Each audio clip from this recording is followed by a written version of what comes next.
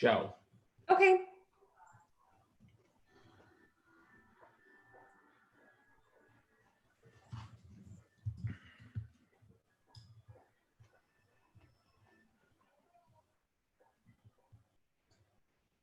Okay.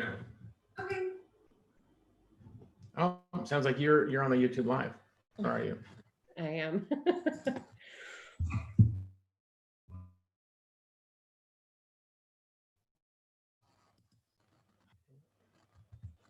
Should I email it to him or text it to him, or do you think it? I would do both, Richard, just in case. Sounds like. I am.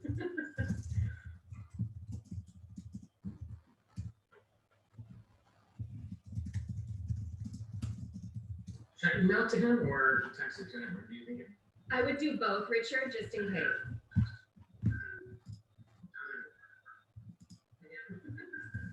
Joe.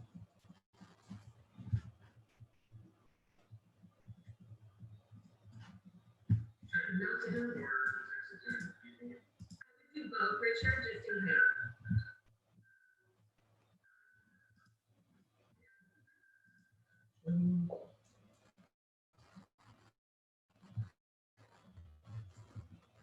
Come on.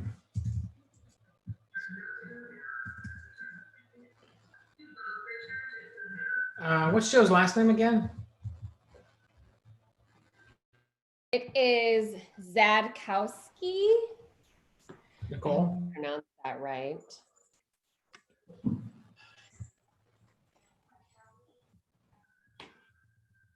Perfect. I found it. Okay. What's Joe's last name again? It is.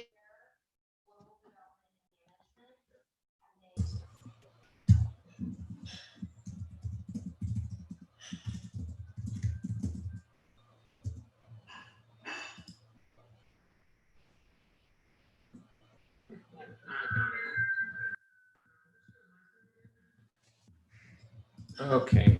Here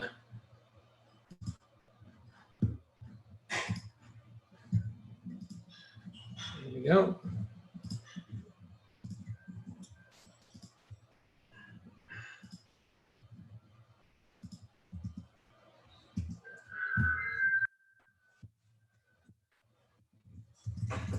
Okay. There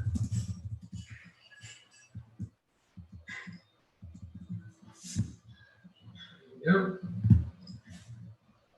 I'm shutting down YouTube for now.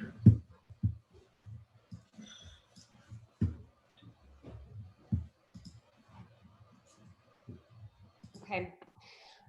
I got the email in our group email thread.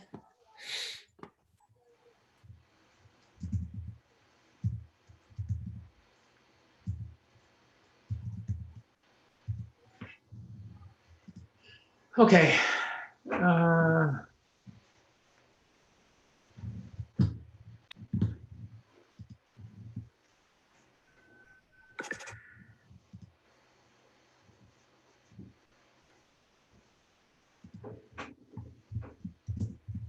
All right, Rich, I'm going to go ahead and hop off now. Okay. I'm just waiting for Joe to confirm that he's got what he needs. But yeah, I think we're just waiting for Joe. Okay. Okay. Thanks, Nicole. No problem. Thanks for all your help.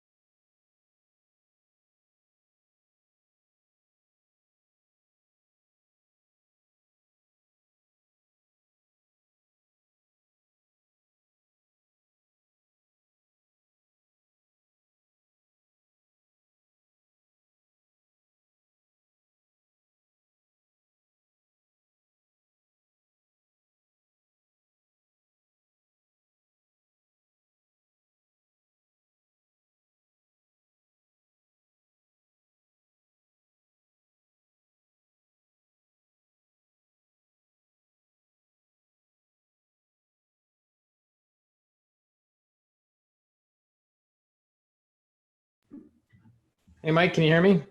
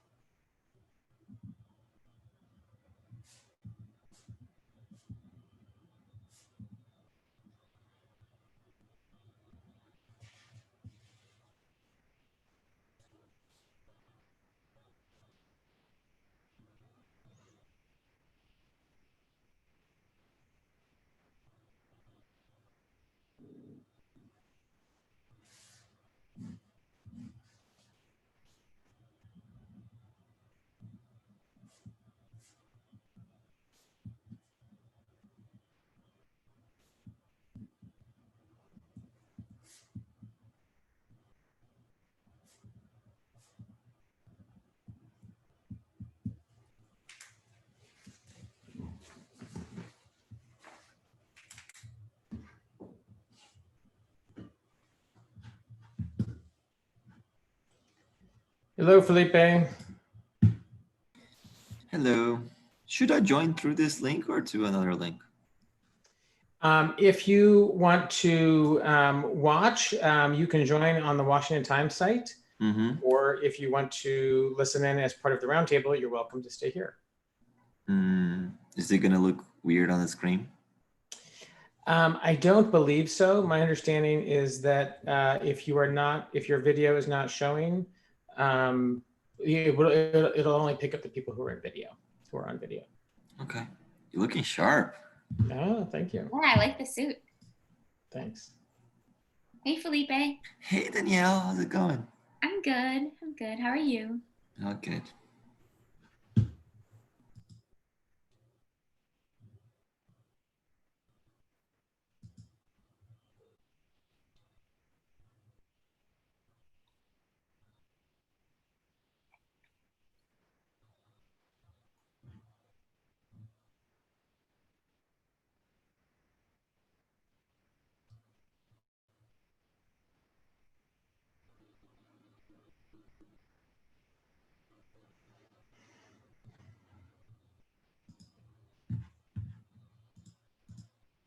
So I have my video off. I just checked the YouTube link because I was the last person to speak. The YouTube showed my name, even though my video's off.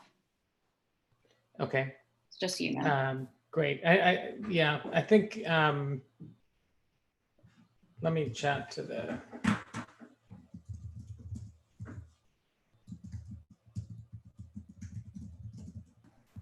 I think as long as we stay on mute, it doesn't show our names, but yeah, I can see it now.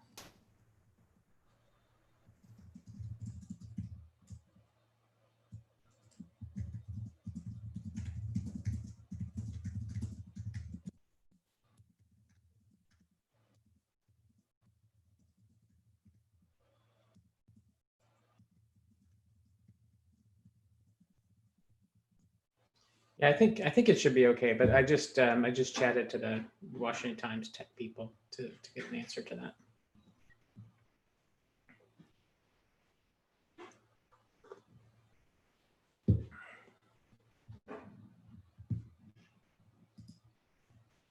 Welcome, Martin.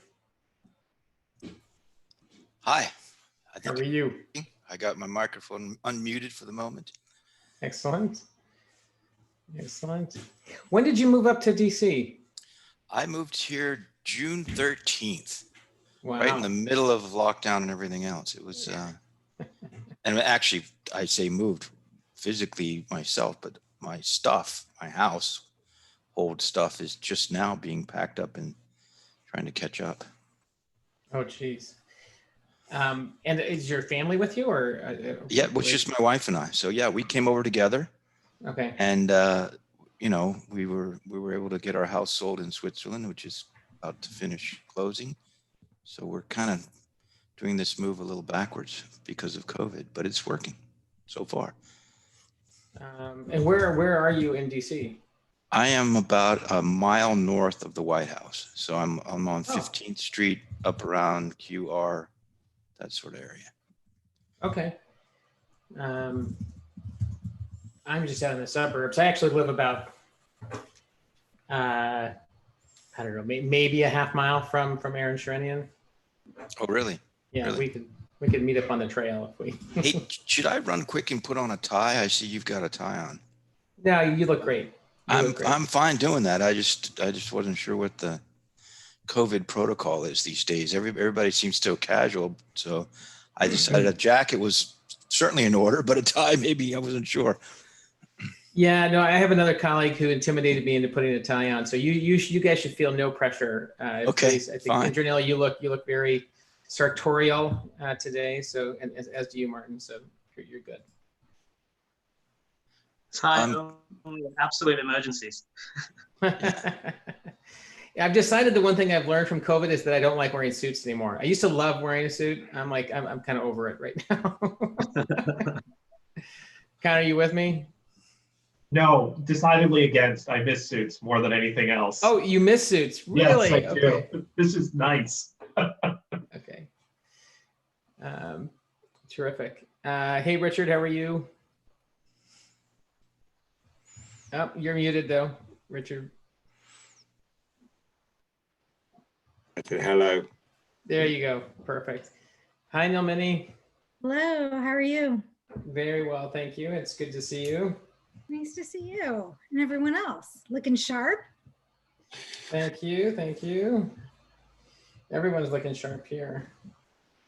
Okay, we're waiting on a few more. We've got a few more minutes here. Terrific.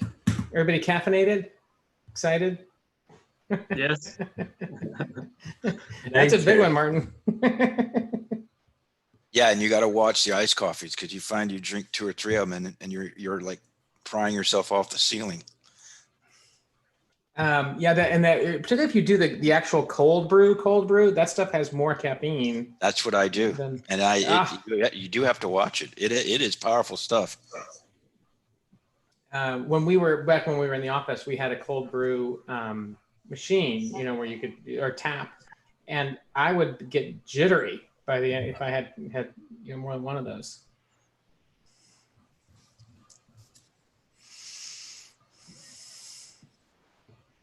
Hey, Chip, we can see you. Can't hear you though. You're on mute, but we can see you. Mike, I see you're there. Yep. Thank you. How is that? That's good. We can hear you. Ambassador, how are you? Trying to get you on my laptop. So let me try to switch back over, and I'll join in the next minute on my other device. Okay, sounds good. So we've got Chip's coming. Okay, I think we're just missing. Well, we need Chip to rejoin, and we need Dan Rundy to join. But then I think we'll all be here. Ambassador, could I just do a quick mic check on you? Can we? Sure. There we are. Yep. Loud and clear. Perfect. Perfect. Thank you. Chip, you're looking good. You're muted though. Can we just do a quick mic check on you? Make sure we can hear you. How's that? That's good. That's good. You look like you're in an office. I am. I'm actually traveling today, so I'm in an office of one of my member companies in Birmingham, Alabama. Okay. So people still do that. People travel, people go to offices. That's good to hear. Well, in red states, they do. I was telling my colleague Connor and Dan, I put on this suit jacket and I opened up the in the inside pocket was an agenda from a meeting at CSIS on March 11th, which was the last time I wore a suit, I think. So Well, you're looking good. You're looking good today. thanks. Thank you. Okay, so we're going to go out live to the world in about 1 or 2 minutes here. We're still waiting on Dan Rundy to join, but hopefully he'll be here in just 1 second. Once we go live, I suggest we all just kind of chill out because they will be able to hear us. Out in the world there. But then I will start exactly at noon, and I'll just do a very quick run through of the topic. Thank our sponsors and media partners, and then I'll start to go through the questions as they were laid out in the discussion guide. I'm not going to go religiously and just ask you every exact question that's there, but I am going to try to hit on those topics and have time for us to kind of go back and forth amongst each other. So it's not just like serial questions. So I might loop back and ask somebody to respond to something that somebody else said. That's also a polite way of me saying you can't go to sleep after you talk because I might call back on you. So try to stay engaged in the conversation. And then Mike, I think you have to go early, so I'm going to come to you pretty quick in the lineup. So that you can head over to 1600. Okay, thank you. Okay, sure thing. Hey, Mike. Yeah, hey Chip, how you doing, man? How come I got to wear a tie and you don't? There are a few of us that are tieless today. I think it's about 50-50, which is a good mix. Y'all look good. And here comes Dan Rundy. So now we've got a full house. Everybody's here. Does anybody have any questions before we get started? No questions? Everybody's feeling good? Okay, I'm gonna give them the signal that we're clear to go live.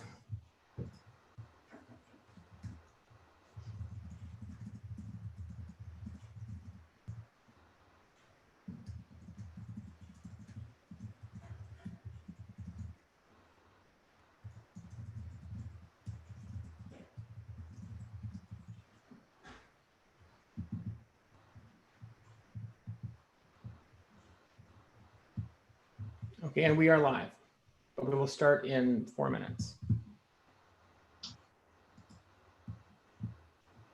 How's my audio? It's okay? Yeah, it's good, Dan. Very good.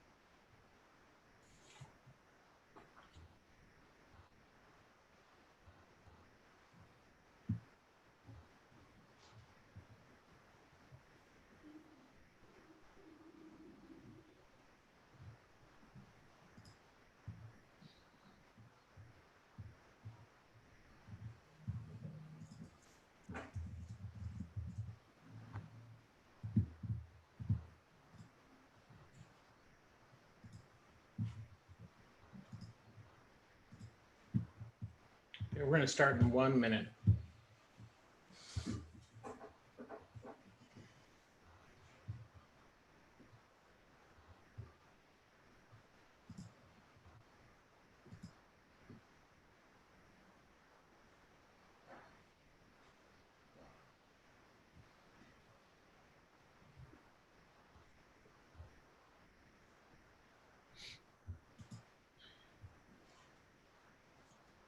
Hello and welcome everyone. You have joined our lunchtime roundtable on reinventing the people and places left behind by globalization.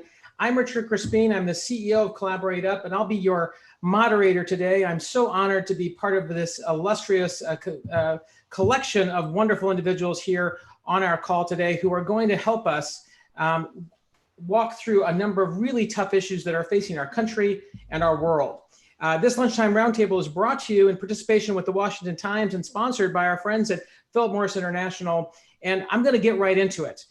Over the last 50 years, technology, treaties, and trade have raised countless millions out of poverty and created vast wealth for nations and their elites. At the same time, large swaths of America and the world got left out. Globalization and the global prosperity it brought rests on an international system and a compact that bridged parties and borders, finding common cause in democracy, security, human rights, and economic growth throughout the free world. Yet, frustration from left behind communities has driven populist and national reactions at a time of already heightened great power competition, threatening to undo the international system. The COVID-19 global pandemic has exacerbated and accelerated many of these trends, requiring leaders across the civil, private, and public sectors to wrestle with a new normal. Today, we're going to get into questions like, is multilateralism and the multilateral security framework dead? Has trust eroded beyond repair? And will the West's interests and supply chains continue to diverge from China's and Russia's? And how can we reinvent and reinvigorate poor urban and rural communities left behind by globalization as we try to build back better from our global pandemic? I'm joined today by some incredible minds on this issue.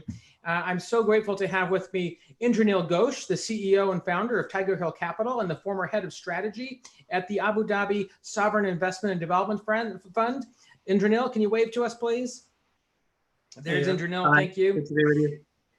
We're also grateful for Ambassador Mark Green. Mark, you're the executive director at the McCain Institute of Arizona State University and the former administrator of the U.S. Agency for International Development. Welcome, Ambassador Green. Everyone. We're also joined by Martin King, the CEO of Philip Morris International America. Martin, welcome. Hello. And Chip Pickering, the former member of the U.S. House of Representatives representing the state of Mississippi. Representative Pickering. Richard, good to be with you. Thank you, sir. And Mike McKenna, a columnist with the Washington Times and the former deputy assistant to the President of the United States on energy issues. Welcome, Mike. Thanks for having me. Thank you, sir. And Nilmini Rubin, the co-founder of Fix the System and a former senior advisor to both House and Senate committees on foreign relations. Nilmini, thank you so much for being here. Thank you. And Dan Rundy has come with us from the Center for Strategic International Studies, where he heads up the Project on Prosperity. Welcome, Dan. Thank you. And Connor Savoy, the Executive Director of the Modernizing Foreign Assistance Network. Welcome, Connor. Thanks, Richard. Great to be here. And lastly, but not leastly, Dr. Richard Wright, the Director of Sustainable Behavior at Unilever. Welcome, Dr. Wright. Thank you very much. Hello all. So I want to get right into it. And Chip, I want to turn to you if I could, please. You're a former representative from the state of Mississippi. Tell us about the impacts of globalization on the ground in your district and places like that around the country. So I represented the 3rd District of Mississippi. I was elected in 1996. So right after post-NAFTA, and as the trade and agreement and its consequences and implications begin to be fully felt in places in districts like I represented. So the 3rd District of Mississippi goes from the eastern side of Mississippi to the western side. So from Natchez, Mississippi through Jackson, through small towns in East Mississippi to Mississippi State University and to Meridian, Mississippi. In almost every small town, you would have a textile factory and plant, which was kind of the hub of employment. and it created, a thriving and healthy small town environment in many places around my district, combined with agriculture, both poultry, timber, as well as other types of small, low-skilled manufacturing. After NAFTA, we had a concerted effort, the leadership of our state and private sector investment into automotive, aerospace, and defense. And in many of our parts of the district, we made that transition. Our university towns, our urban, our suburban, we have Nissan and Toyota now in Mississippi, major aerospace and defense contractors and plants. In those places, our economy and our towns and our communities have done well. But many other places have not done so well, as the transition in trade and technology consolidated many of the corporate headquartered companies in agriculture and in manufacturing across the country. That was also felt in the Mississippi towns that I represented. In the Mississippi Delta, a farm today is on average 10,000 acres. When I first went to Congress, maybe 1,000 acres. 10,000 acres can be farmed on average with 8 people today. Just think about the magnitude of displacement of the way that we farm today in agriculture, and the technology and precision agriculture, and the ability to have driverless tractors and those types of technological changes in agriculture. Well, that's across the spectrum. So both trade and technology has changed the economy and the communities that I represented when I was in Congress tremendously. Some winners, some losers. So what would it look like as we go forward to have both rural America, which has felt left behind and damaged by trade and technology, to also feel the prosperity and the progress and the wealth that we've seen in our suburban, urban, and university towns. And I today represent a group of companies and an association that is primarily the tech and the broadband industry, leading tech and broadband. And in the pandemic and the COVID, what we've learned probably as directly as possible is that broadband connectivity makes a huge difference in remote learning, remote work, online education, and the telemedicine, telehealth. And as you look to the future and the networks of the future, the Internet of Things, advanced robotics, artificial intelligence, I think that the rural communities will, much like coming out of the Depression or World War II, need to have the type of national commitment and funds, federal funds and private capital, to flow into the 5G, fiber, and the networks of the future. More than any other investment, I think that can make a difference of reconnecting rural America and small town America back into a system where education and healthcare can be of the highest quality. The community and the family relationships can be preserved, and the benefit of those small town rural values and communities to the American fabric. And if we make the commitment, like we did coming out of the Depression, to electricity, that we have universal access to the telephone and to power to every home and every business, but now to the broadband connectivity. To me, I believe that is the one single thing that we can do that would have the greatest return, and to give opportunity to all parts of the country, whether it's rural or urban, underserved, and the low-income communities that feel left out of the changes that have occurred over the last 25 years. Thank you. So what I'm hearing from you is that, broadly, trade and technology have undone a lot of the progress that was made in the post-World War II period. A lot of communities did thrive if they had access to markets, if they had good technology, but those that didn't, particularly places that were disconnected, perhaps didn't have broadband, they felt left behind. And really what we need in order to connect these communities is like a Tennessee Valley Authority for broadband. Yeah, the national commitment that every person, every business, every home is going to be wired with fiber and wireless networks and satellite networks that really will give the connectivity and connect, whether it's a small business or a farm or a student, to the best opportunities and applications of the future. And so where technology has been disruptive, it can also be the solution for the future. What do you think is missing? Why do you think we haven't had that political will yet to do what you're saying? In many places, you still have entrenched incumbent interests of the old telephone and cable networks. Now you have insurgents, whether it's the tech companies or new fiber company entrepreneurial investments in the new networks of the future, having to overcome the barriers to build, to deploy, and to bring the competition, the innovation that their networks offer. So I see great progress across the board and a new consensus and a new commitment to deploying these networks. And the federal funding, we look at all the different programs, and we see about $165 billion over the next 10 years that are being dedicated today to connect schools, homes, businesses, hospitals, critical institutions, and community facilities into the broadband networks of the future.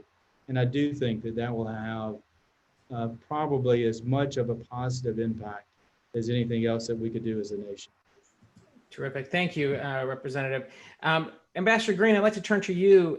We've just heard from Congressman Pickering about sort of the lay of the land domestically. I'd like to get, as the former USAID administrator, former ambassador to Tanzania, a congressman from Wisconsin, you get your international perspective, but also welcome your thoughts domestically. But you've had a front seat on globalization's good and bad effects over the past few decades. How do you think this is playing out internationally? Well, Richard, thanks. Good to be with you, and great to follow my friend Chip. So first off, we have to make sure that we understand it isn't simply a matter of good and bad, it's a reality, right? Innovations in transportation, communication, trade, investment inevitably create both the opportunities and the challenges presented by globalization. At some point, it's not merely enough to curse the darkness. We have to make sure that we take advantage of it. Positives. It is, indisputed that globalization has lifted millions out of poverty. In the U.S., it's lifted people out of the lower classes into the middle classes in terms of opportunities, including in rural areas like those I represented in Congress. In the developing world, it has lifted millions out of destitution and hopelessness. And that's an extraordinary development, an extraordinarily positive development. It has created an opportunity for the exchange of ideas in ways that were unthinkable not so very long ago. It has created a remarkable vibrancy of exchange in ideas, but it has created challenges. We know that authoritarians see the same thing that those of us who live in a liberal democracy see. And so we see authoritarians bending globalization to their will.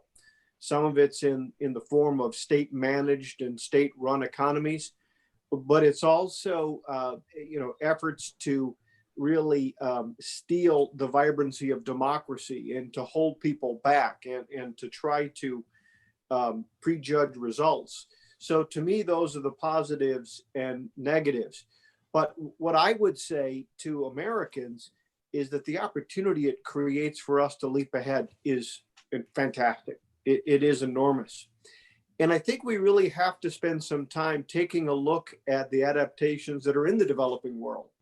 So, for example, in West Africa, and I know this from my days at USAID, there is a tropical weather forecasting app that millions of African farmers have right on their phones.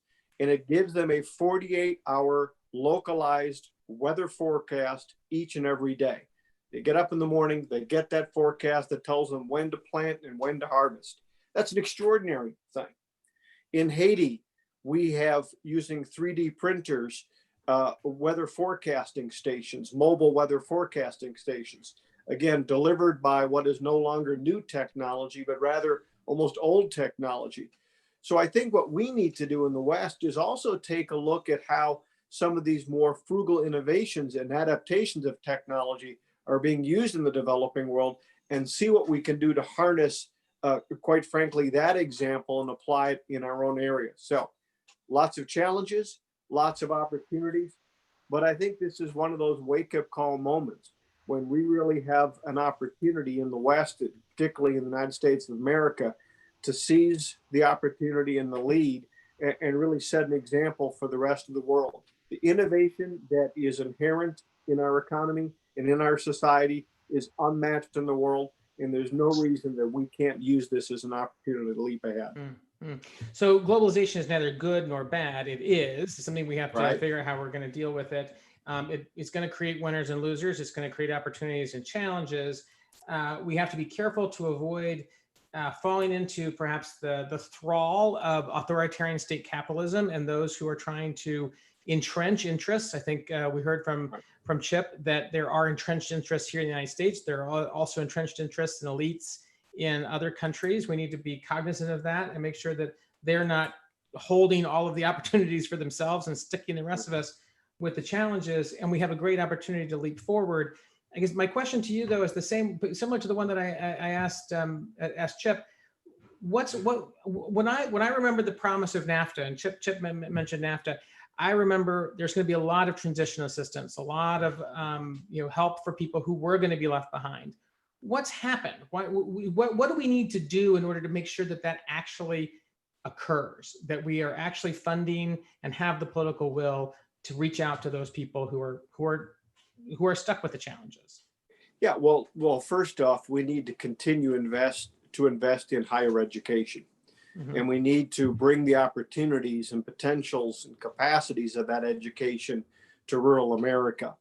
And there's no reason that we can't. McCain Institute, as you noted, is part of Arizona State University, a remarkable university, which is able to project through a number of channels digital content in higher ed all around the world. And so we need to be taking advantage of that, as Chip laid out, in rural areas to give people the tools that they need to compete and to succeed.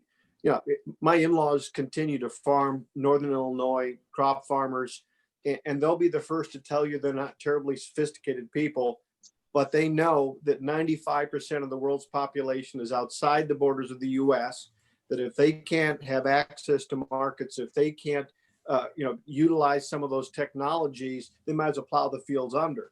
And on top of that, again, frugal technology. Every day when my father-in-law goes out in that great big giant green tractor, there are satellite feeds that automatically adjust read the moisture content in the soil and adjust the mix of what goes in. So there are all kinds of opportunities that technology brings. What we need to do is bring effective education to help people use it. Then finally, one other thing that I would add, as we look towards the future and what changes we need to make and what investments we need to make, we have to be careful not to prejudge, and we have to be careful not to gear up to fight the old wars. In other words, we have to recognize that technology is constantly changing. We can't begin to guide it. We have to instead harness it. And so we have to look for ways to use the opportunities to be nimble and responsive. Not simply say, okay, we need to make sure that we have a school in every community, in every neighborhood. Instead, we have to talk about how do we provide ongoing innovative educational opportunities for families. So not build and reinvest based upon old conditions, but instead try to make sure that we're always tapping into the leading edge of technology and innovative thought. So what I'm hearing you say is effective education combined with frugal technology and really understanding what the future is going to look like, and not trying to plan for the last century, but really plan for the next century and embrace the opportunity in front of us. Dan Runde, I want to come to you. You've heard a lot here from Congressman Pickering, as well from Ambassador Green. You're at a think tank there in Washington, D.C. Kind of help me connect some of these dots, if you would, please. Thanks, Richard. I'm going to apologize in advance if there's any trumpet noises in the background. That's my kid practicing trumpet, so I apologize in advance. Let me just say a couple of things. I think that because of COVID, we've been able to revalorize rural areas. There's been an increase in value in rural areas. Think of all the people who are working remotely. I just emailed with someone this morning. He said, I can't do lunch with you next week in a socially distant way. Let me quickly add, because I'm in Montana. So that's the good news. I'm thinking about several. So Tulsa, Oklahoma has something called Tulsa Remote. They will pay you $10,000 to move to Tulsa to work remotely. They got something like just in the last couple of weeks, there was a big bump up in Tulsa Remote, many of them from the Bay Area, saying they'll move from San Francisco to Tulsa. So that's an example.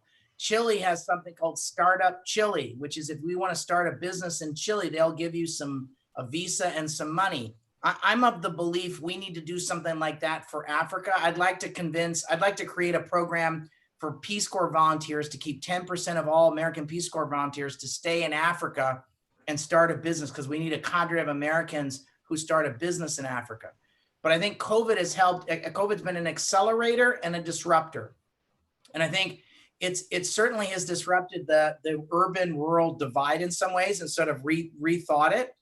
But it's also been an accelerator on the digital front. I agree on those comments about digital. I'm going to argue that there's been more e-commerce, more e-government, and more distance learning shifts in the last 28 weeks than in the last 28 years. Now, it's been disruptive. It's horrible. All of the growing pains, we've been forced to do it, but not just here, but around the world. And in many places, people are being left behind. That is not going to be, I believe that the demand for digital connectivity is similar to what was said earlier, maybe by you, Richard, the Congressman Ambassador Green, that is going to mimic the demand for clean water, for functioning toilets, and for electricity. It's going to be that level of demand. It's going to be unacceptable to have to connect to modernity without digital connectivity. Now, I can tell you right now, China's got a pretty good offer. So we can choose. We can either let the OECD countries in the West and hopefully the United States of America provide that connectivity, or we can let China help China solve that problem. But someone's going to solve that problem. So I think there's been an acceleration on this digital front. We've been digitally transformed. That's why we're doing this. We've all been digitally transformed. A couple of other points. At the same time, though, my favorite uncle, my father's one of 10 kids. My favorite uncle lives in Southern Maryland, 60 miles from here. I visit him at least once a month. He does not have access to the fast Wi-Fi stuff. He's got like a cell phone thing, and it's a problem. He gets his Netflix movies on DVD by mail, and that's 60 miles from here. This is a very sophisticated guy. He's the former chairman of the vet board of his state, and very prominent in the veterinary field, and one of the smartest people I know. So if we can't do it 60 miles from DC, we got a problem. And I think so that problem's been accentuated. So this is this is a fixable thing, and it's going to have to be fixable. Let me make two other points and I'll stop. I still think partnerships are necessary. We're still going to need the kinds of partnerships that shifted the Research Triangle Park in North Carolina. Maybe the playbook is evolving and adapting, but a partnership between business, civil society, higher education, and government, it's still needed. It's still needed. We may have to update the playbook, but it's still needed. Finally, this issue of trade. I know this sounds I like having avocados 12 months a year. I like having seedless grapes 12 months a year. Now, that's maybe an elitist statement, but I like having an iPhone. I like the car I get. I like having Amazon stuff delivers stuff to my house. And guess what? We're going to see a lot more of that.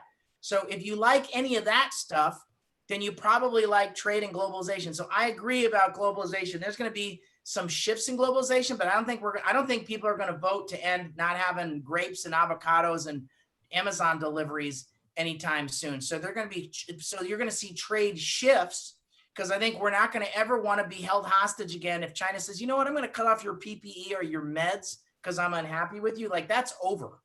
So what you are going to see are tectonic shifts in trade. And I also think this is an opportunity for nearshoring and onshoring. This is an opportunity for our partners in the Western Hemisphere, but it's also potentially I'm not going to say we're going to bring every factory back or renew everything, but with these tectonic shifts in trade, rural America and parts of America that may have a chance to kind of re-engage in different ways. And we need to be aware of this. Governments need to be aware of this. Local and state governments need to be aware of this. Universities need to be aware of this. And we need to enable and encourage incentives. Let me stop there. Thanks, Dan. Congressman, I want to come back to you real quick, though. Are you buying Dan's core argument here, in particular his points about that COVID has actually increased the value of rural communities and rural land? Very much so. And so you see the migration trends both from Central and South America and Mexico into the US, but also the in-migration for the best and the brightest in a state like mine, Mississippi, to places like Nashville, to Atlanta, to Dallas, to Houston, Austin. We did suffer brain drain.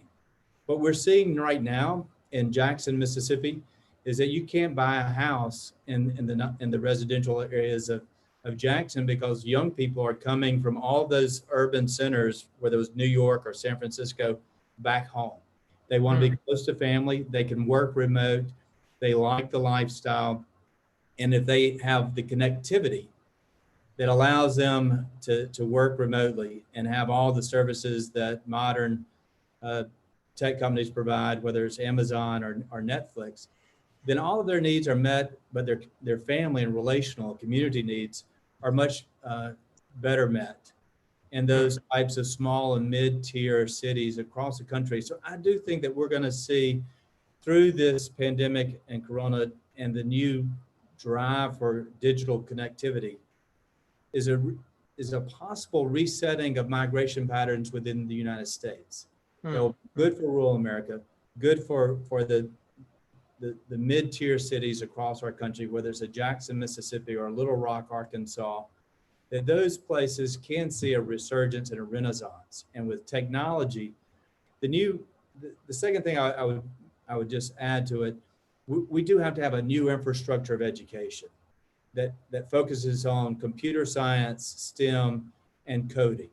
And we're beginning to see that in a state like Mississippi, where coding academies are sprouting up all through our state to train the workforce of the future to meet the technology and the trade of the future. Terrific. Thank you, Congressman. And Trinell, I want to come to you. I'd love to, we've heard a lot about the United States and sort of the American view here. You advised Abu Dhabi Sovereign Wealth and Development Fund. You're a global investor yourself. Would love to hear your kind of perspectives on the Middle East, the view from London and the global South. So react to what you've heard here, and in particular about how you think globalization is playing out in those places. Well, some of those places like the Middle East and the global South have definitely been some of the biggest beneficiaries of globalization. So you take a place like Abu Dhabi or like Singapore, and they've really set themselves up as entrepot economies, where they began by building economies around trading and transportation, ports and airlines, but gradually used the surplus in those economies to reinvest and build up manufacturing, to build up financial services, tourism and retail, and became more diversified economies. And some of them have gone on to even become regional hubs for media and corporate headquarters for all sorts of other industries. And that playbook is being replicated or attempted to be replicated by many other similar places like in Panama or Istanbul to varying degrees of success. And I think that's a model that any hub city can take on. But the problem, I think, with this new COVID disruption is that many of those very same industries that rely on globalization are facing severe challenges, because as we put some of that globalization on brakes or even reversed due to the reduction in business and tourist traffic and retail and some of the flow of manufactured goods, these countries are being severely hit despite their diversification. When it comes to some of the global South, the Southern Hemisphere countries, I think they also benefited tremendously from export of commodities, of manufactured goods based on labor arbitrage or other factors, and even tradable services like business process offshoring. Now, some of that will actually be enhanced because of the tradable nature of digital goods like traded services. But some of the other things, again, have been hit hard. So those economies really need to sort of reinvent themselves, similarly to what we've been talking about in terms of the rural America or parts of America that have been left behind, because they face similar challenges now. They need to enter a digitally connected economy and start to be being good at other things.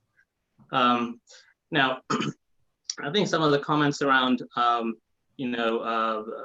what happens vis-a-vis China, and to the extent to which there could be decoupling there, or needs to be decoupling there. I think that's a very important question, because I think, in some sectors it makes a lot of sense for security and resilience, so things like PPE, healthcare, and other sort of security-related sectors.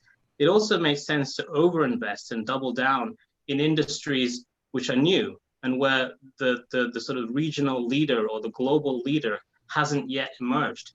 It makes sense to compete, especially if you're a large economy like the US or the European Union collectively with a large market, to make a place for market leadership in those industries.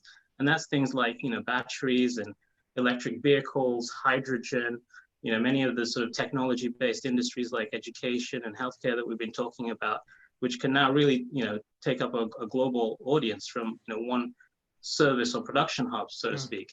So I think where the key goods and services are produced and where they're consumed and how they're connected is a map that's totally up for transformation and reshifting.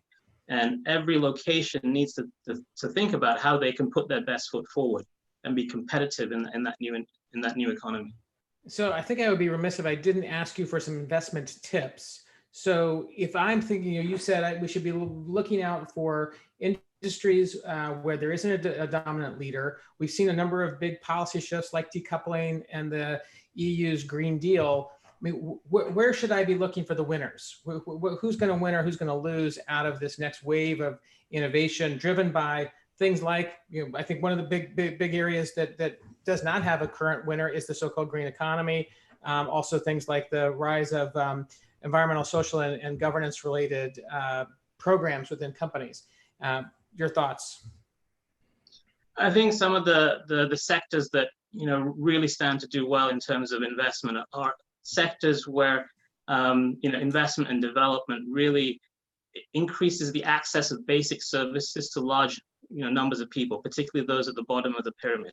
So those are things like what we talked about: broadband connectivity, digitally traded services and goods, financial fintech and financial inclusion, which allows capital to get to underserved populations in remote places and helps to drive their businesses forward, and actually creates a huge spillover effect in the overall economy, and maybe leads to resurgences in centers that have been left behind. So I think those are critical areas. I think there are other areas where the way we produce things stand to be completely disrupted beyond imagination over the next 20 or 30 years. So we've talked a lot about agriculture. So what about the idea of large-scale indoor vertical farming, where you can grow 365 days a year? It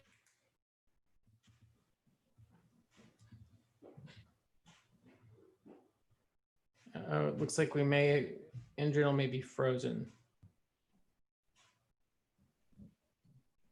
And give Indranil 1 second to come back. To centers, almost replacing, but not completely, disintermediating some of these communities that currently produce, but just produce in a different way. These are areas I think could be great areas of investment.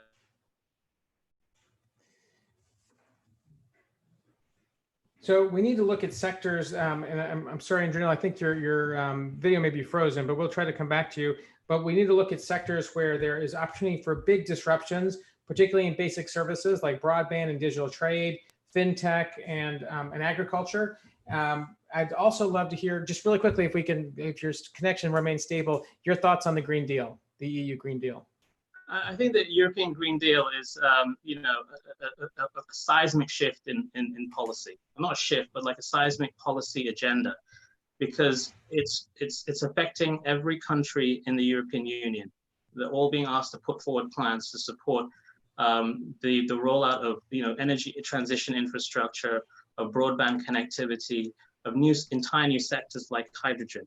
It's being supported by public money, but in a way in which it's trying to bring in private capital and institutional capital as well. So often institutions like the European Investment Bank seeding funds, but then inviting other private capital to sort of crowd in and then drive forward investments in some of these critical infrastructural areas, which, as I explained, I think will be key to unlocking new economic activity that we haven't had before. Terrific. Thank you, Janelle. Mike McKenna, I want to come to you. I know you have to leave in a few minutes. You've got a very important meeting to go to. What I want to ask from you, though, is what I heard from Representative Pickering was that we need a national commitment to broadband connectivity to reinvent these rural and disconnected areas of our country. I've heard from Ambassador Green that we need similar kinds of approaches, not just the United States, but abroad. We need frugal technology combined with smart education. And I think Dan kind of helped to connect those dots. And just now from Janelle, we've heard we need to be investing in places that are not dominant by other people. A lot of that stuff requires energy. I know you were the energy advisor to the president. I'd love your thoughts on energy, and I love your thoughts on, do we need a national policy or national strategy, not necessarily exactly like the Green Deal at the EU, but on that scale for thinking about how we reinvent our economy? Yeah, a couple of things, right? First off, I'm a fact person. I'm not a theory person. And the fact is, you got about 3 billion people on this planet who don't have electricity on a routine basis, right? That's a ridiculous number. And all the digital and rural broadband and all that happy talk doesn't mean anything if you don't have a plug that you can plug into something and you're going to have reliable electricity. So that's right, thing one. Thing two, there's two things, two words that have been roaming through my head as we've been talking, right? One is, and Chip mentioned it, and Ambassador Green mentioned it, but not in the word I'm about to use, right? And that's balkanization, right? As we create a brave new world, right, we need to be careful about balkanization. And I'll give you a real specific example of balkanization. It's not just about rich and poor in Africa or South America. It's about rich and poor in the United States, right? California has been going through some rolling blackouts recently, right? And for the most part, there hasn't been public outcry about it, despite the fact that they've been severe and affected millions of people. And the reason why there hasn't been public outcry is because the system is balkanized. If you're a rich person or a company, you have a behind the meter generator and you don't really care about the blackouts. If you're a middle class or a lower class schnook, like me and my friends, you care because you're getting the full brunt of it. So as we think about, what we're going to do internationally, we need to be careful. We need to be aware of the potential for balkanization, right? And then the second thing is, and I'll cycle back to the European thing in a second. I know you asked me. The second thing is that the overhang on all this conversation is the China problem, right? The reality of it is it's going to be a generational problem.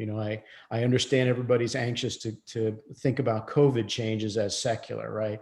After 28 weeks, I hesitate to call something a secular trend, right? No offense, Congressman Pickering. I doubt very seriously people from Brooklyn are going to move to Itawamba anytime soon or in great numbers, right? But with respect to China, we now have 20 years of trade normalization experience with China, and normalization didn't work, it failed.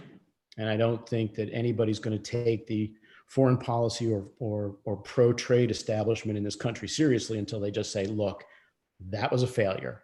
And that brings me to my third point, right? Globalization. You said, hey, globalization, good thing. Everybody agrees with that. It's generally positive.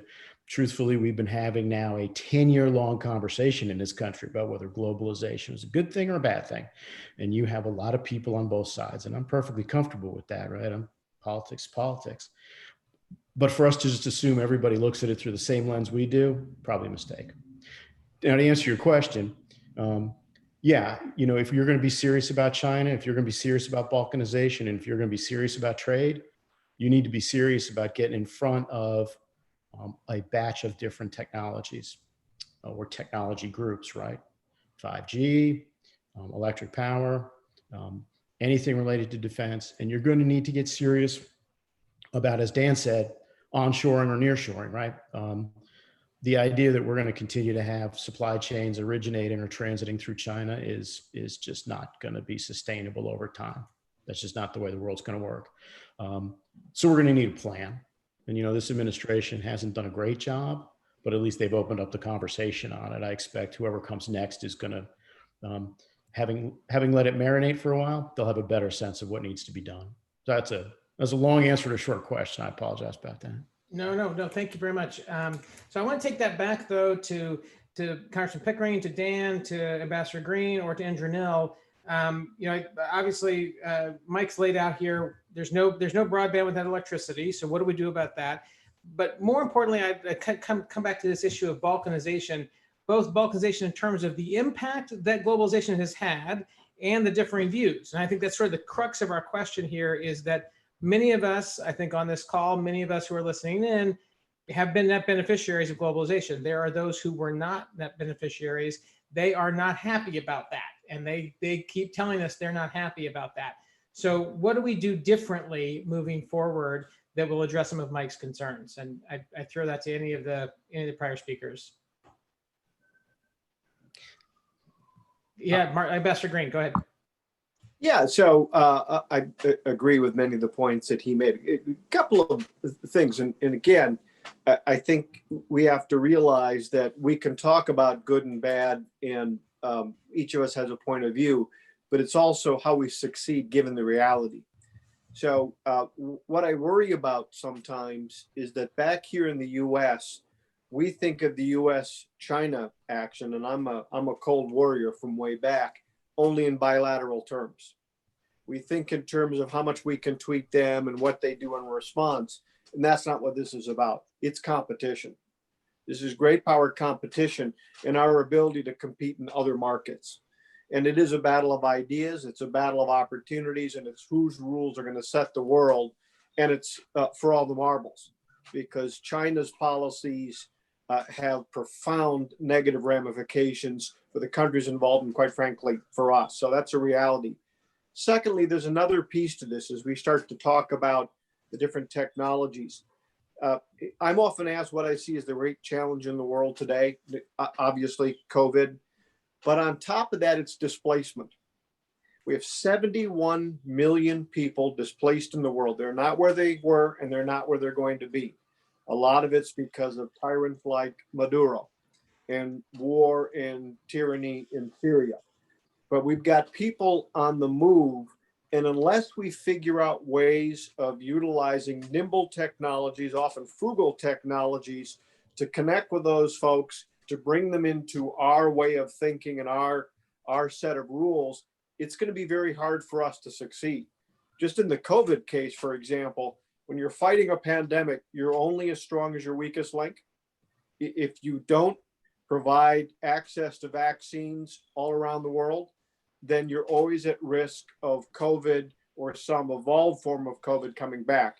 So we have to, as we take these challenges on, we have to think in terms of third countries and a competition of ideas. And we have to think in terms of utilizing nimble technologies that allow us to connect with people who are on the move. But the final piece to it is, if we fail to connect with displaced communities and that young generation that may be born in camps or in displaced villages, we're seeing the seeds for a whole new round of violence, extremism, and challenge in the future. So, I think those are important realities as we take these challenges on. The good news is we still have the most vibrant economy on the face of the earth. We have the most entrepreneurial culture on the face of the earth. And so even with all of these challenges, which are frustrating to so many of us, we are still ideally situated to succeed if we're smart in our policies and in the investments that we make. Indranil, I'd love to, Mike, I will come back to you, but Indranil, I'd love to hear your views, as the non-American voice in this conversation here. I think this is a time when place-based competition is going to see its day in the sun. And what I mean by that is, if you think about, take the example of energy, and what do you do if you don't even have energy? How can you have broadband connection? Well, the future of energy is going to be both incredibly concentrated, but also incredibly distributed. And you have more options now on how to set up the place that you're in with the right infrastructure and technology to be successful. So what do I mean by that? So for example, what they're doing in Saudi Arabia at the moment is, for example, using that incredible solar intensity that they have to build large solar arrays. And they know that they can't use all of that electricity locally. There just isn't a market for it. But they're building, the early stages of building hydrogen gigafactories to convert that energy to hydrogen and transport it cheaply to other markets, which are, going to require that clean energy as clean energy becomes more and more of a requirement. On the other hand, you have the ability to have, with a solar panel and a battery, distributed energy, or sort of a microgrid practically anywhere on the face of the earth, and be completely energy independent. And still, therefore, with broadband connection and other digital means, be connected to any marketplace you can imagine. So that land in the desert, when oil is obsolete, suddenly has all kinds of new value, centralized production hub for everywhere. Whereas, the village in Malawi also can have energy and, have a thriving economy. I think it's a question of how we take these, new technology and, investment options and configure it in each place to be super competitive on a global level. Yeah, and I'm hearing a lot of echoes of what Mark said earlier, what Ambassador Green said earlier about making sure that we're not fighting the last war. So yes, we need energy, but how we do that will look different in the 21st century than it did in the 20th. Mike, back over to you. Yeah, just real quick. First off, let me agree with everything the ambassador said. We're still, with respect to China, we're still looking for our Telegram X, right? We haven't figured it out yet. You asked the question, who's going to win the competition with respect to technology and innovation? That answer is easy. The Americans are going to win it.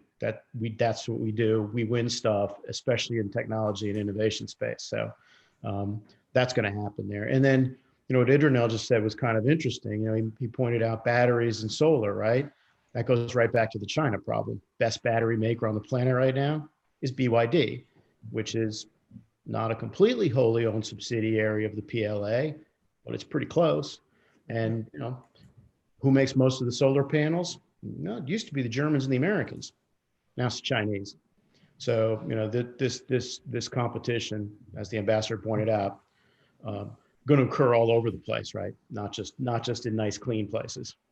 Great. Well, thank you, Mike. I want to turn our conversation here and maybe take a little bit of a turn and bring in Dr. Wright here to our conversation. And I want to do that by recalling something that Dan Rundy said earlier in the conversation about the need for partnerships. And you're there at Unilever, and I'm sure you're doing a lot of work on collective impact and working together. And one of our framing topics was about the future of multilateralism and how that might impact a company like Unilever as you try to do not only the core business of Unilever, but also work together with people in communities that are also disconnected and feel left behind. Love your views on the whole conversation, but in particular about how you're working on collaborative impact programs in this difficult time. Yeah, thanks, Richard. I'll comment on the conversation so far, and then maybe I'll link that into your question.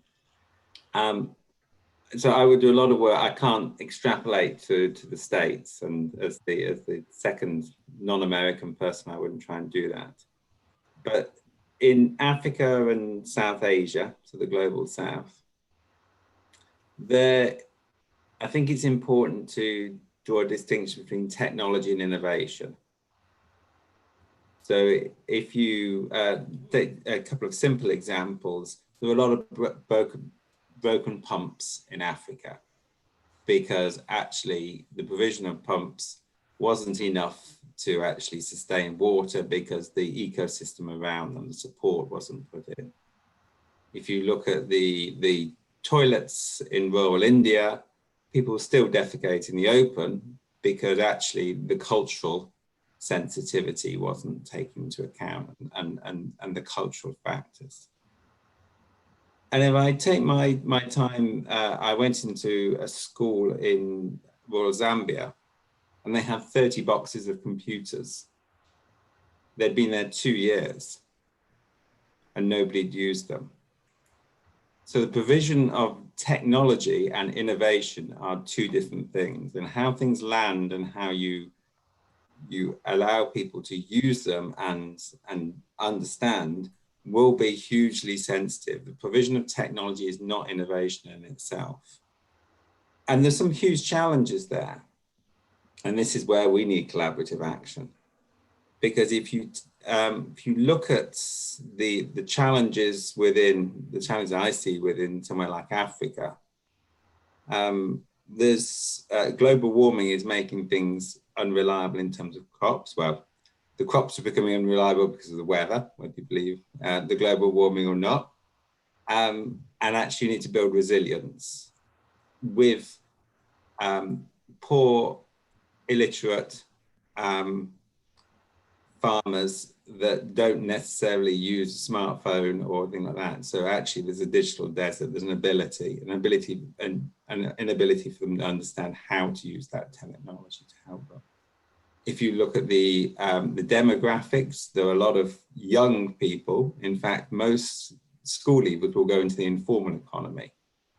So you need an ecosystem solution to enable them to actually earn a living. This is not a single innovation. This is how does the digital economy work for them? How do we use, and I think you said, let's not solve yesterday's problems, let's solve tomorrow's problems, which is post-COVID and the demographics happening.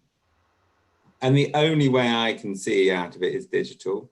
And the only way that we can work and drive kind of economic prosperity, which we rely upon for developing our markets, is to work collaborative, both with nimble SMEs that have a digital capability, with multinationals like Microsoft who have an ability to scale things, with things like the Gates Foundation who have the ability to convene.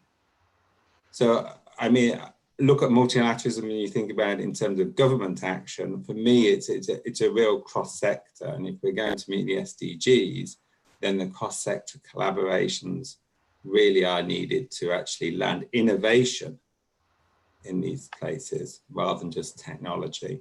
Now, I don't know how that would extrapolate to rural America, but I guess there a lot of people sitting in there are quite different to people like you and me. And therefore how they use technology and the meaning of technology will be quite different to us sitting in our nice homes. Thank you, Dr. Wright. A couple of things that you're saying there that I want to loop back to some of our other panelists. I think one thing I heard there, particularly in like your rural Zambia example, I'm guessing that the reason why they didn't use those computers is because they didn't have electricity. Is that true? It's not electricity. They don't know how to use them. They don't have to. They don't know what the offer is. Okay. We saw rural Wi-Fi in rural Kenya cheaper than 4G. People don't use it because they don't have the content or the offer or the understanding. It's not just the technology. It's I think Mike talked about electricity. Electricity is important, but there was a whole lot of other enabling factors, and the computer will break at some point, and it's there to fix them. So they need to have the technology, but they also need to know how to use the technology. And I want to loop back to Indranil and to Ambassador Green. I think one of the I think there's really several interesting things that Dr. Wright said there, but one was about the importance of cross-sector collaboration. The second one that I heard there was also about the focus on the informal economy. We've talked a lot about the formal economy. I know USAID does a lot of programming in developing countries. I'm not sure how much it does on trying to help people in the informal economy.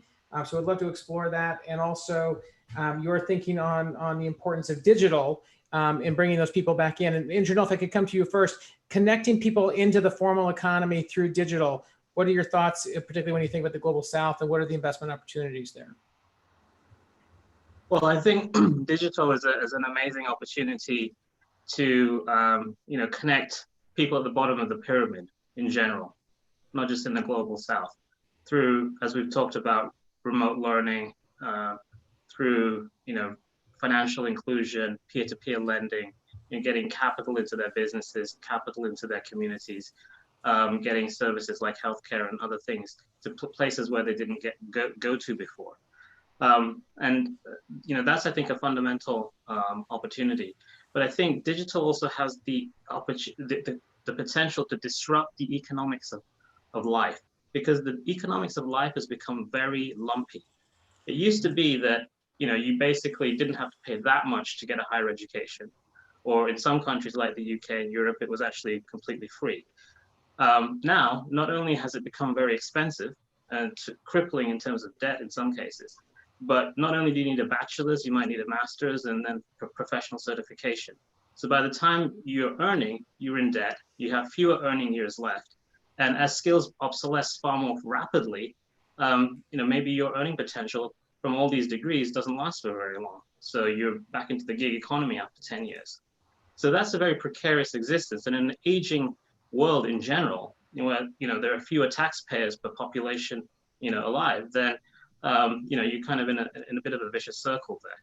Well, how can we use digital to sort of, you know, smooth out the economics of life?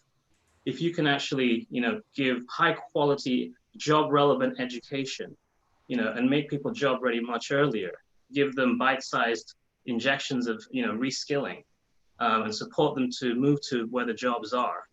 That kind of capability, digitally, you know, rendered, actually then has huge knock-on effects, because now those people earn earlier, they may be able to work remotely through digital means, live in a lower cost, more affordable location, have a larger family, potentially begin to reverse aging and the social security and tax problem that, you know, aging is causing.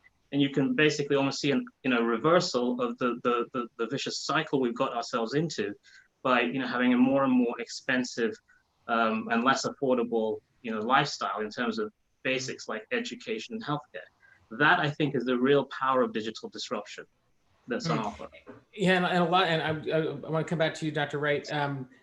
One of the recurring themes I'm hearing in this conversation is not refighting the 20th century. We need to perhaps rethink our education system. Right now, we front loaded all into the first part of life, and then we sort of let everybody loose in the latter part of life. We need to leverage our digital infrastructure to create more of a lifelong learning, so that we're not loading people up with all the education early that might become irrelevant and also probably incurs a lot of debt, but be able to have them skill and reskill throughout the course of their lives.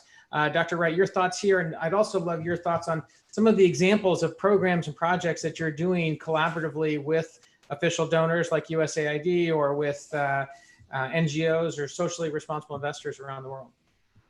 Yeah, so I just want to come back on. I absolutely agree. I think it's moving people from back into the formal economy is a huge opportunity in digital.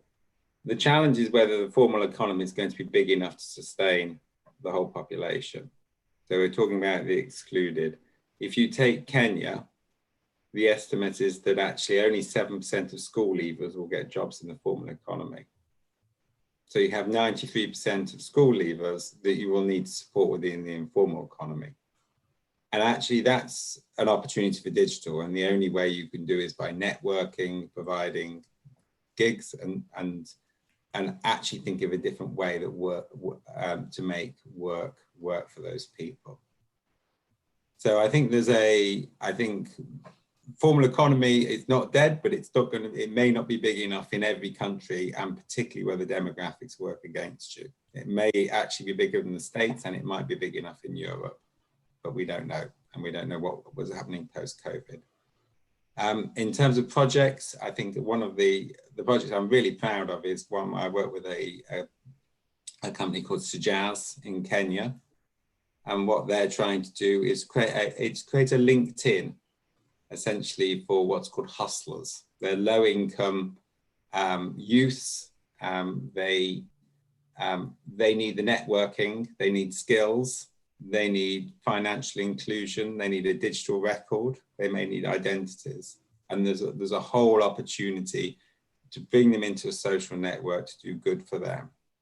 It also enables them to actually get potential kind of links to gigs or jobs and things like that, and the information. So I think the social networking for good and the ability to do that within informal networks is hugely kind of exciting for me.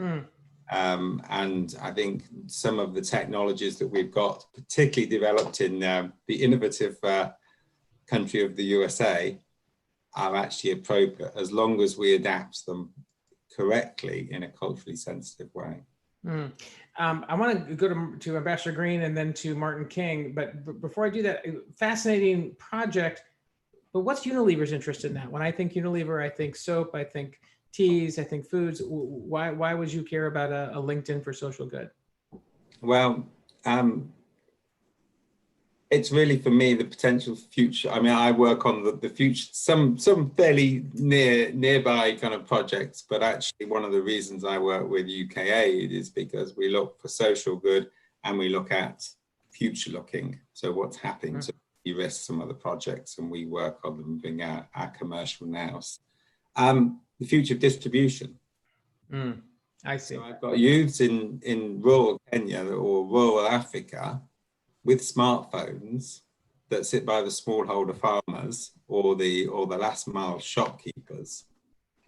And I need to find a way of accessing these people who are digitally excluded. Now, the rural youth with the smartphone is a potential way of doing rural distribution at an affordable level and getting goods and services out to those things. And Indranil talked about things like telemedicine.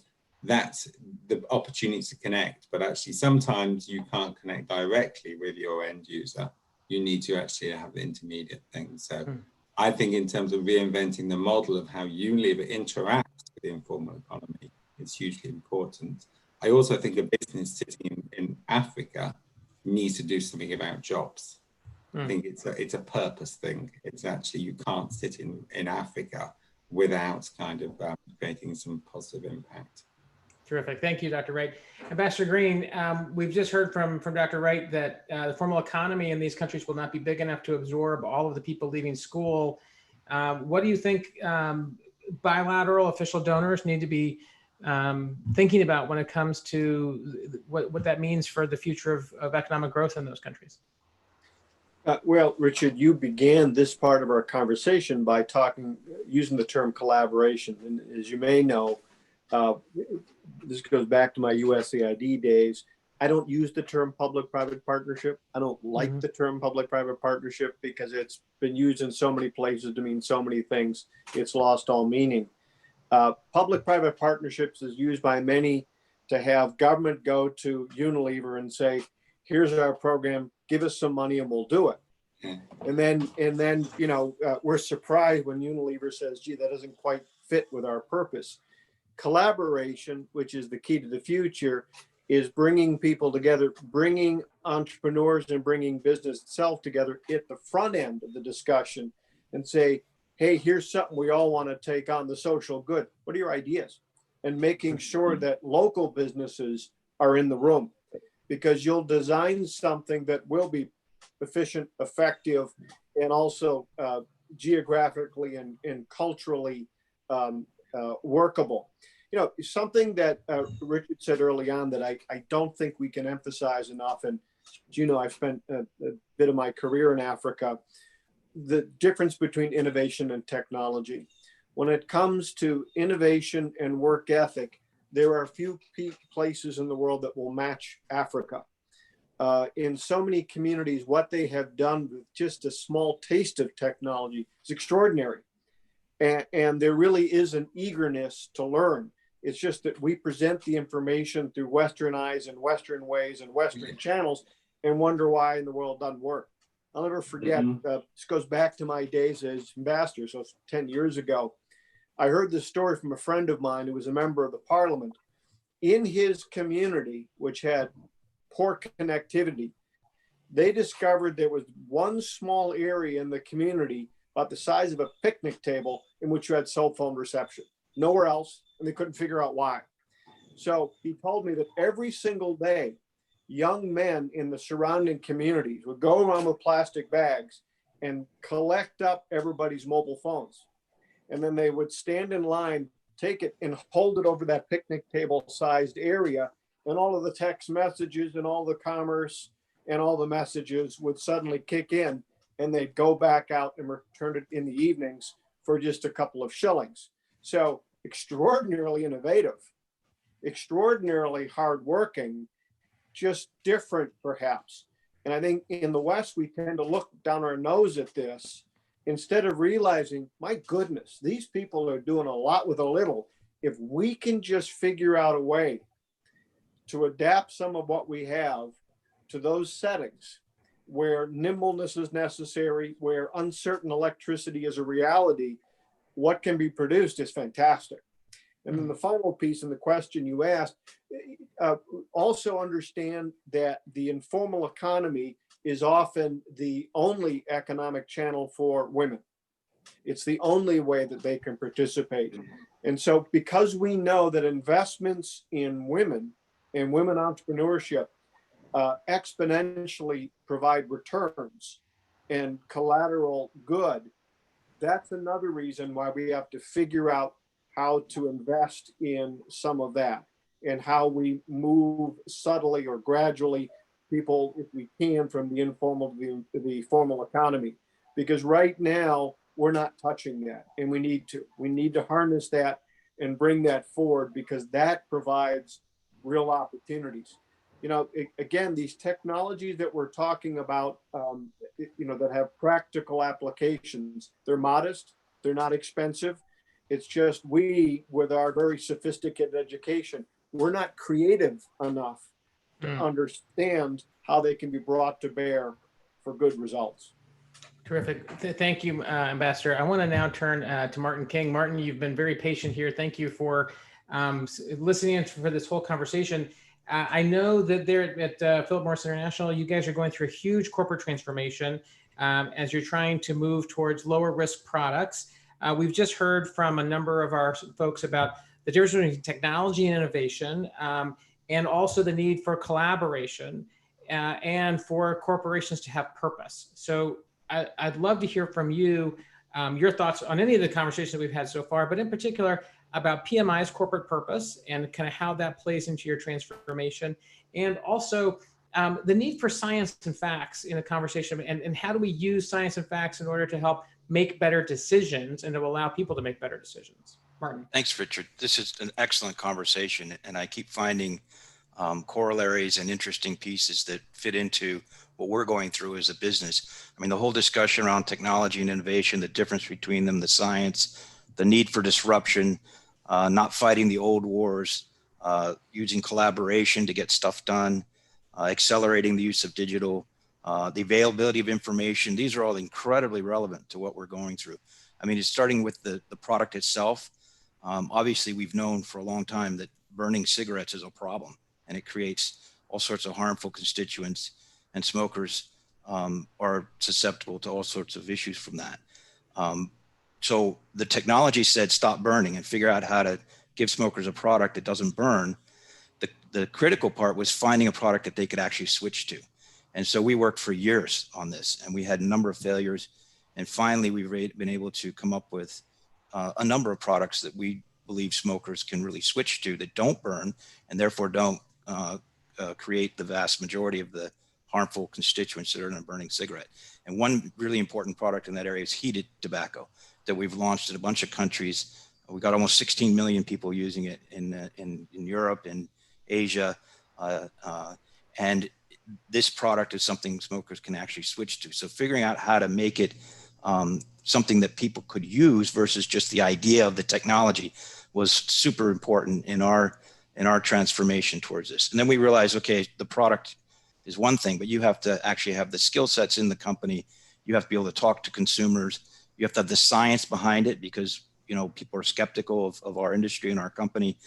You have to collaborate with others in order to get this verified as a third party to say that this really does make a difference to smokers. You got to talk to them and be able to explain it to them. It's a fairly complicated concept of combustion versus non-combustion, why that matters. How do these products work? They use batteries. They're more challenging to understand how to care for them and use them properly. So being able to communicate and use digital and use all these other pieces is critical to this whole change. And then, of course, you need to change your whole mindset within the company and be nimble. We became the disruptors of a very stable industry. And taking on that role and being able to do that successfully has been a huge challenge for our company. And looking forward in these times that are very uncertain, we obviously have to address these short-term issues from what's happening in the world, take care of our employees, take care of others, but we also need to keep pushing forward even faster with innovation and additional products and additional choices for people out there, and make sure that they understand the best thing is to quit smoking entirely. But for those people who aren't going to quit, and there are a billion smokers in the world today, having a better choice and understanding that better choice and being able to communicate to adult smokers and give them those choices is absolutely our mission. And we're well on the way to achieving it. We're at about 25% of our total revenue is now coming from these new products. And we're totally committed to getting out of selling combustible cigarettes over the long haul. But it's going to take this collaboration that everybody's talking about to make that happen with third parties, government bodies, et cetera, and to make sure that people understand the benefits. We recently got authorization from the Food and Drug Administration in the United States to have this product as a modified risk tobacco product, meaning that they agreed that this was consistent with the promotion of public health. So this was already a pretty big milestone, very big milestone along this path, and follows a lot of these trends that everybody's talking about. What have been some of your biggest barriers to collaboration? Well, obviously the history of the industry and the skepticism that we meet. And we also, somebody talked about fighting the old world wars and don't fight the old wars. There's a very long-standing old war, which is about fighting big tobacco. And what we have tried to do is say, let's stop fighting that war and let's talk about the war, which is having adult smokers have better choices. And we can be part of that solution. We are part of that solution. We have fantastic ability, proven ability. I mean, in Japan, where we launched this product 5 years ago, more than 20% of the adult smokers have quit smoking and switched to these other products, which are far better choice. So we are a key player in the solution, but we have to be able to explain it and be let into the room, have a seat at the table to do that. And there are obviously very entrenched groups that are vehemently opposed to us having a seat at the table and vehemently opposed to us having the ability to even communicate the science and the understanding.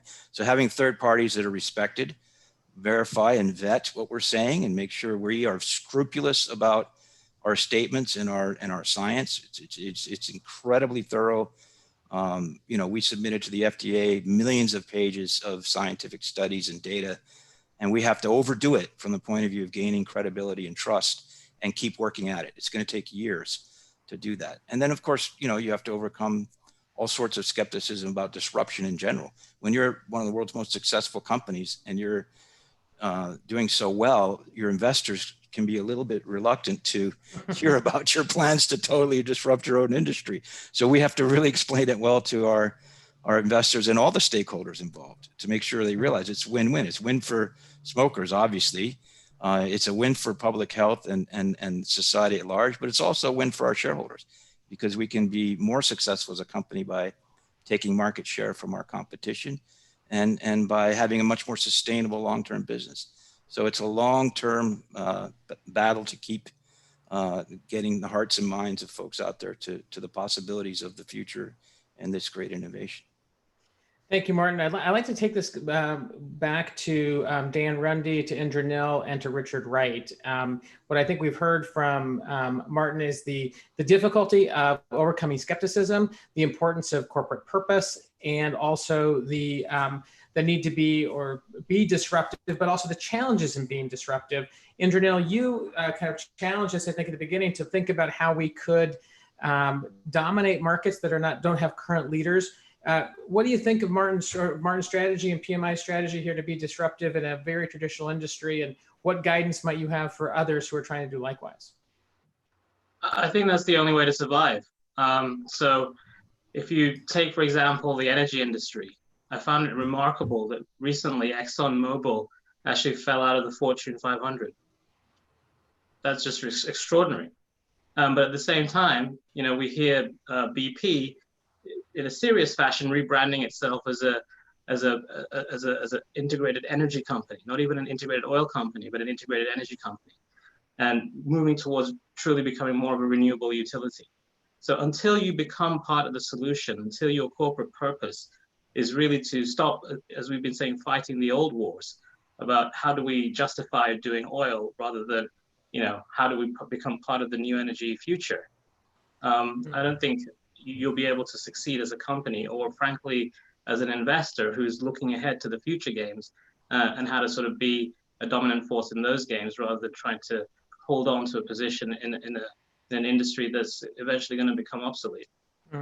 Richard Wright, you, when I think of Unilever, one of the, the sustainable living plan, I think corporate purpose has been, the defining characteristic of Unilever for the last few years. Corporate purpose as a selling point, as a brand, as a just an intrinsic value. What are your thoughts on the future of that as part of corporate, the international corporations' role in the world? Well, I was skeptical back in the old days, and that's difficult for me to believe now. It's becoming and has become, I think, actually a source of real competitive advantage. It is hard sometimes to persuade. I think the point about the shareholders and immediate return is a tough one. But actually, you feel it more and more that there's pressure to do the right thing, environmental, socially, and economically. I have to warn, as you do more and more, you leave yourself more and more vulnerable to criticism, because greenwashing is a real danger, and so you need to be not just kind of doing one thing good on the environment. If you're doing a good thing on carbon and you're not doing something on something else like plastic waste, then you're very vulnerable. So it needs to drive through an absolute culture. And actually, sometimes you can find it's strong at the top and strong at the bottom of the organization, but there's sometimes a hard middle. And I think we've won the hard middle now, and you can see this kind of like permeating through the organization. But it's a long and a huge culture change, I think, actually. Thank you, Richard. Now, I want to bring in Nelmini Rubin and Connor Savoy. You guys have both been very patient, and thank you for listening on this whole conversation. I put you two in the anchor spot here because I think we need some help to kind of pull all of this stuff together. And Nelmini, I'd love to get your thoughts on reflecting on everything you've heard, both domestically and internationally, from a policy perspective. A lot of what I feel I've heard a lot about in the past about how we needed to address these communities that have been left behind. The globalization is a reality. We have to deal with it, but we haven't had the real political will or the political policies to make that happen. You're the founder of Fix the System. You've been inside the belly of the beast there in Congress. What do we need to do? Like, what do we need to do from this day forward that's going to make the next century of globalization different than the last one? We need to fix our political system. Like, if we're going to grow in the United States and around the world, we really need to think about the strength of our democracies. So kind of picking up on what Ambassador Mark Green said about authoritarians bending globalization to their will and stealing the vibrancy of democracy. Like, we are seeing that around the world as well as in the US. Just 2 days ago, the FBI warned of foreign actors spreading misinformation. And stable democracies are more conducive to business. Dan Runde earlier this week in an op-ed in The Hill talked about the World Bank's Doing Business survey and the importance of that tool in really understanding the challenges of starting a business. And what we've seen is countries that score well on the World Bank's Doing Business report also score well on the Freedom House's democracy report.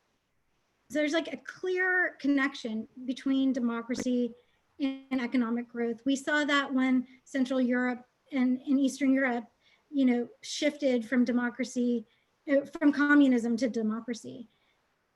Indrejil mentioned kind of the need to crowd in investment, and what Hernando de Soto, the economist, has talked about is really that investment rests on property rights and the rule of law. So we need to strengthen that. In the US, we have to update our voting systems, rationalize how we draw our legislative districts so voters choose their own politicians rather than the other way around. And we have to set up incentives to make Congress more functional. We're just not passing the laws we need to make our economy healthy. Because, there's a lot of reasons why, but one is we've seen a higher correlation between laws passing that are connected to what donors want than what their constituents want. And I did want to just add on to what Michael McKenna said, like his point about you don't have anything if you don't have electricity is just so true. And it's really interesting, is kind of picking up on what Congressman Pickering was saying about expanding internet access. We can do both of those things together, right? So we could be thinking more about smart infrastructure, like a build once approach. If you're putting in electricity lines, you're also doing internet at the same time, because there's a really great synergy between the two.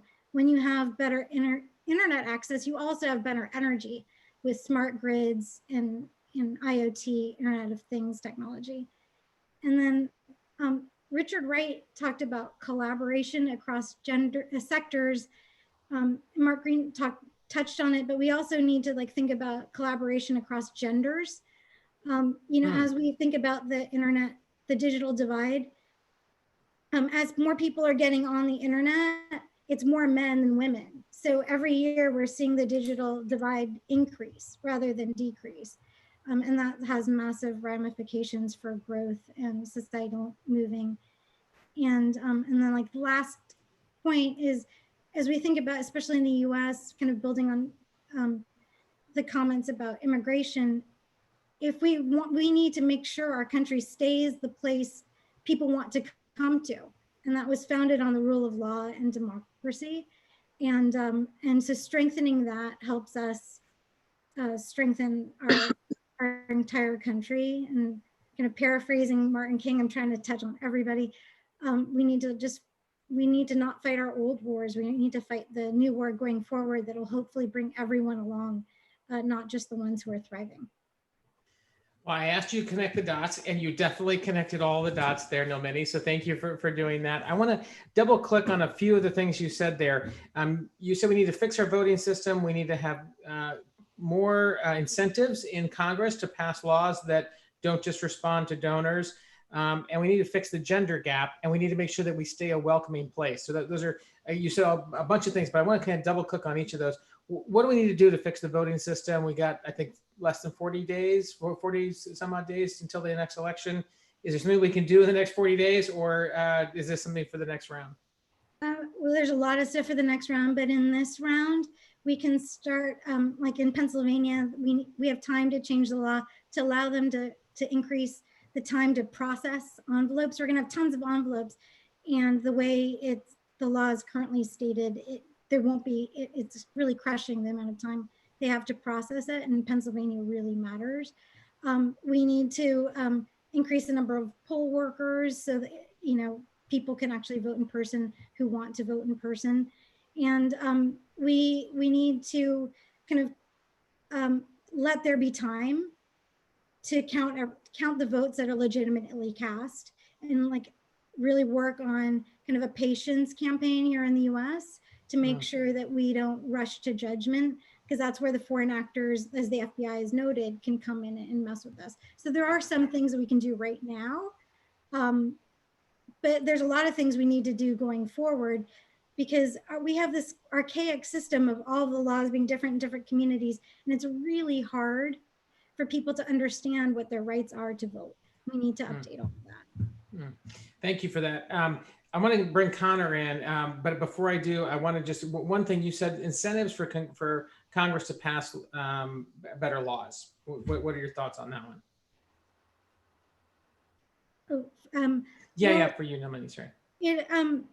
So studies have shown that what's actually getting passed is more of an interest to the donors than the constituents.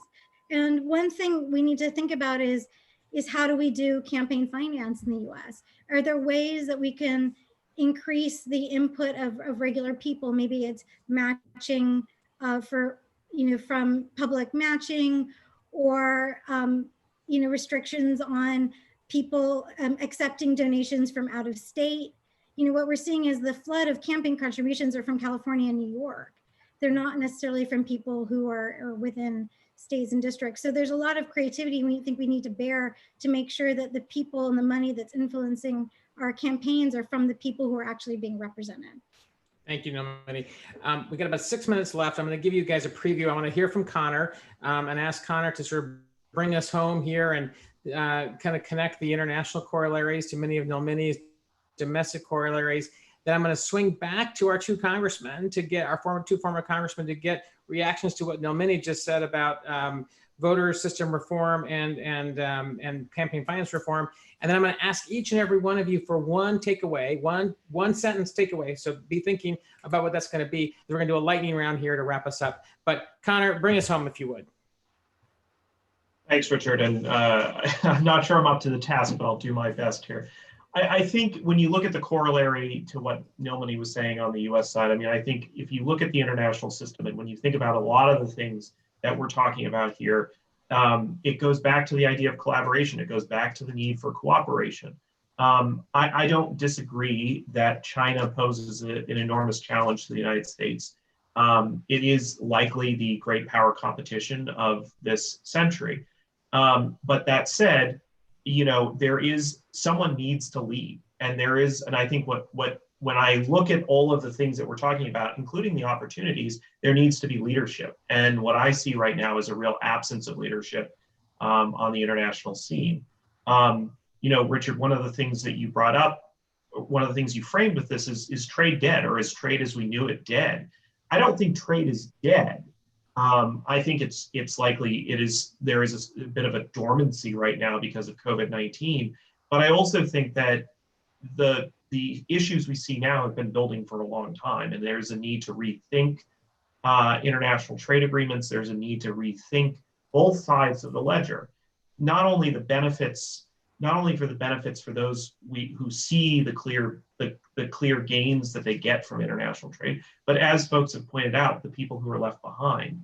And I think we really need to think about what those folks need. There has long been promises for transitional assistance. There have been promises about investments in communities. Those investments, by and large, have not materialized in the way in which we thought they were. We've focused a lot on the rural-urban divide in this discussion, but it's not just a rural and urban divide. There are plenty of urban areas in this country and in the United Kingdom and in the European Union that have been left behind by globalization, whether it's a Detroit, whether it's a Youngstown, Ohio. And there certainly are urban areas that are trying to recreate themselves. Detroit has been doing a lot on broadband access and things like that. Pittsburgh has also been doing much to try to reinvent itself for a 21st century economy. But more needs to be done. And I think absent leadership, it's very difficult to understand how we get this done and how we take advantage of all of the opportunities that's been discussed here, whether it's a TVA for broadband access in the United States in rural areas, whether it's the kind of opportunities that Dr. Wright talked about that exist within Sub-Saharan Africa and elsewhere, or the things that Ambassador Green led on when he was at USAID. Absent leadership, I do worry that we're not going to be able to fully take advantage of those things. So I don't mean to end on a negative note, but you know, I do. That's what worries me as I kind of look at these issues. The lack of leadership. The lack of leadership. Yeah. Yes.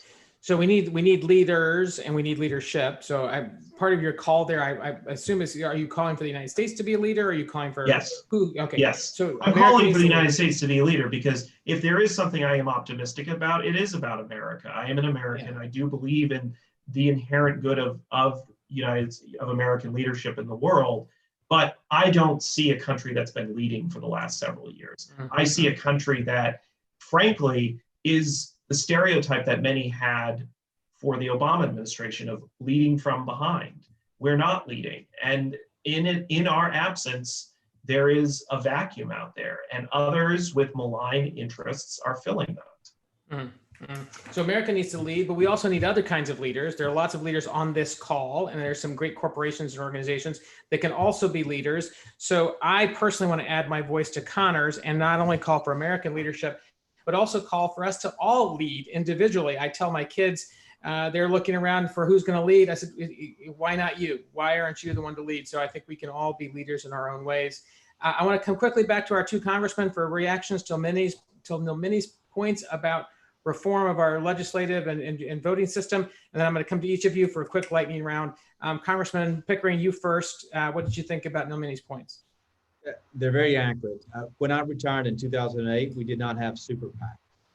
To me, that's been one of the most damaging aspects of campaign finance that has paralyzed Congress, and it's made everyone fearful of a primary. I was in a safe Republican district. Not one day did I ever think that I would have a primary.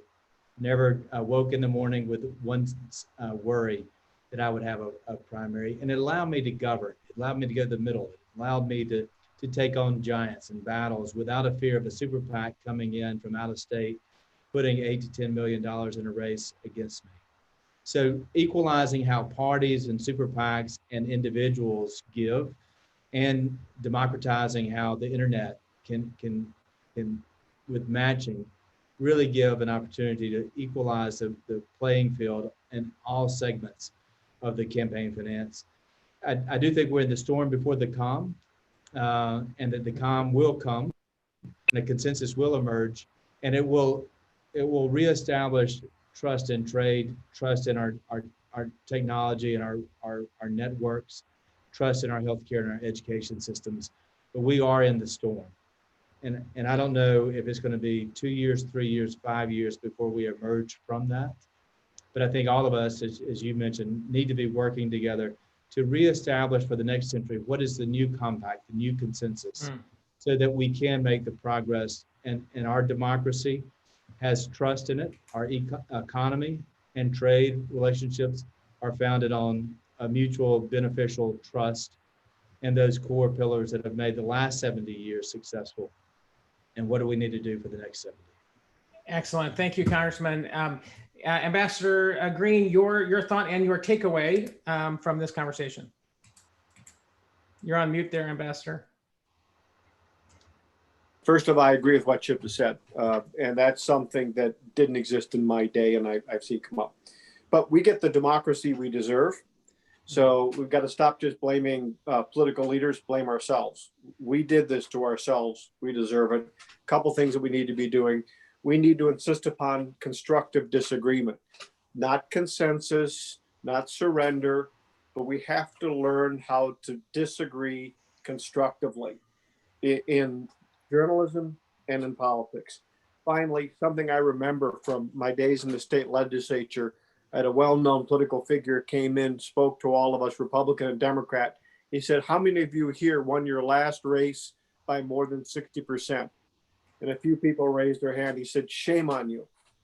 If you're getting more than 60%, that means you have not invested your authority into difficult, tough questions.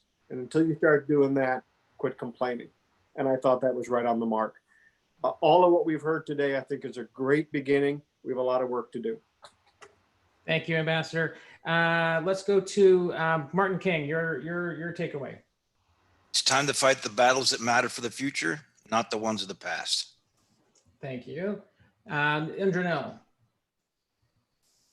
Yeah, I think to achieve an inclusive and prosperous future, we need to compete to own the solutions of the future. And by that, I mean, it's an entrepreneur, it's a community, it's a company with their corporate purpose, it's government to compete to have the best voting system, the best funding, model for the future industries and all of that.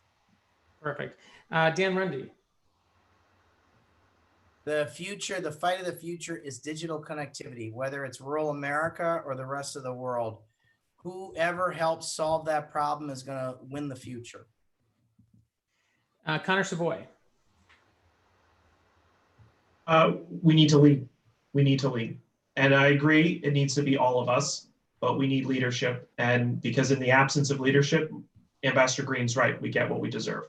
We absolutely do. We have the democracy we deserve. Nomini. Winning the future is a collective action with collective winners. Excellent. Richard Wright, last word. There you go. I think the natural human thing in the face of disaster or crisis is to go within yourself and protect. And I think it's about time to get out there and solve the global problems. And that's true of of us all, I think. Terrific. I want to really thank all of you for participating in our conversation, and for all of you who are listening in today. I want to thank our partners at the Washington Times and our sponsor, Philip Morris International. You've heard today that hopefully this is the storm before the calm, that it is our opportunity to get down, roll up our sleeves, and restore trust, that we get the democracy that we deserve, that we need to blame ourselves and look to ourselves as leaders who are going to help us come out of this these tough few months and look forward to the future. The fight of the future is digital, according to Dan Runde, and it is now time for us to look for how we can build a more inclusive and prosperous future that lets us, governments, companies, and the civil society come together to not only lead, to lead collectively and lead for our common good. Ladies and gentlemen, thank you so much for today's conversation, and thank you all for listening in. I've been Richard Crispin. We're out. Thank you. Thank you. Bye.